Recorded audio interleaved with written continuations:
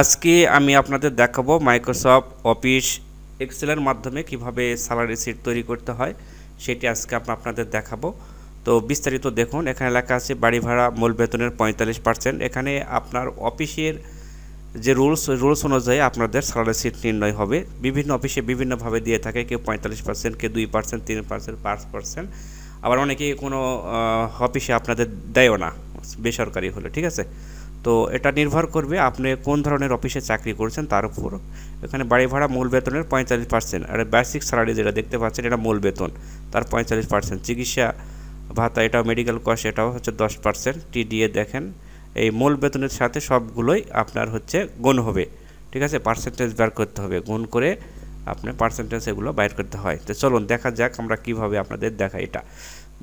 এখানে লেখা আছে দ্বিতীয় পদবি, এখানে মূল বেতন, এটা হচ্ছে আপনার পার্সেন্টেজ কত পার্সেন্ট, মেডিকেল পরিবেশ, সরকার গভর্নমেন্ট বা বেসরকারি কোম্পানি কত পার্সেন্ট কোনটা দিচ্ছে তার উপর ডিপেন্ড করে এই বেসিক স্যালারির সাথে আপনার গুণ করে বাইর করতে হবে। তো আপনারা জানেন যে বেসিক স্যালারিতে ক্লিক দিতে হবে, দেওয়ার পর টার চিহ্ন দিবেন, টার চিহ্ন হচ্ছে গুণ চিহ্ন। এরপরে 45% বাড়ি ভাড়া, হাউস রেন্ট মানে বাড়ি ভাড়া। ঠিক আছে, এই 45% লেখা এন্টার দিলে উত্তর হয়ে গেল। আমি যদি নিচে থেকে এগুলো নিচে মিশিয়ে দিয়ে দেখাচ্ছি আপনাদের, দেখুন উপর থেকে যখন আমি নিচে টানে নামাবো তখন সবগুলো কিন্তু উত্তর হয়ে যাবে। এটা আপনারা জানেন, আমার চেয়ে আপনারা ভালো জানেন। তারপর দেখেন দ্বিতীয় টেবিলের ক্ষেত্রে সেম, সবগুলো একইভাবে বাইর করতে হবে, কত পার্সেন্টেজ বাইর করা একই নিয়ম।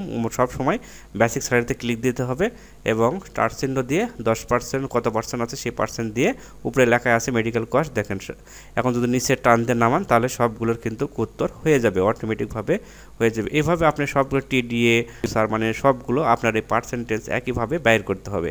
এই বাইর করার পর আপনার লাস্টে যে নেট পেমেন্ট, এটার জায়গা আপনার মূল বেতন কতটুকু, মূল বেতনের সাথে কতটুকু পাচ্ছেন সেটা যোগ করতে হবে, আর যেটা ফিউচার আছে এটা মাইনাস করতে হবে। তো দেখুন আমরা কিভাবে আপনাদের দেখাই, এইটুকু ধরলেন সেম একইভাবে করে নিলেন, আমি দেখালাম না, সেম নিয়ম।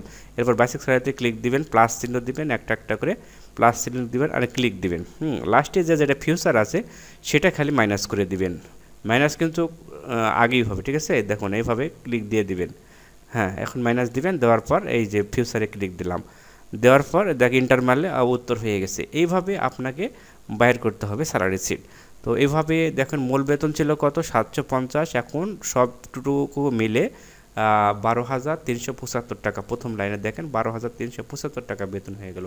যদি বেসিক স্যালারি 7,500 থাকে তাহলে আরও আদার্স যে ফ্যাসিলিটি দেয় সবগুলো মিলে আপনার হয়ে যাচ্ছে 12,375 টাকা।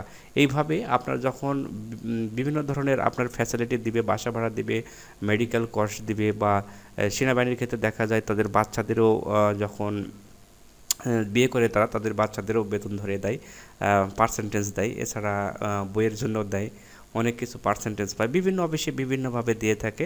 তো এইভাবে স্যালারি শিট নির্ণয় করতে হয়। তো আপনারা আশা করি বুঝতে পেরেছেন। তারপরে যদি বুঝতে না পারেন কমেন্ট করবেন, আমি আবার একটা ভিডিও দিয়ে দেবো বিস্তারিত। Thank you so much, video দেখার জন্য অসংখ্য ধন্যবাদ।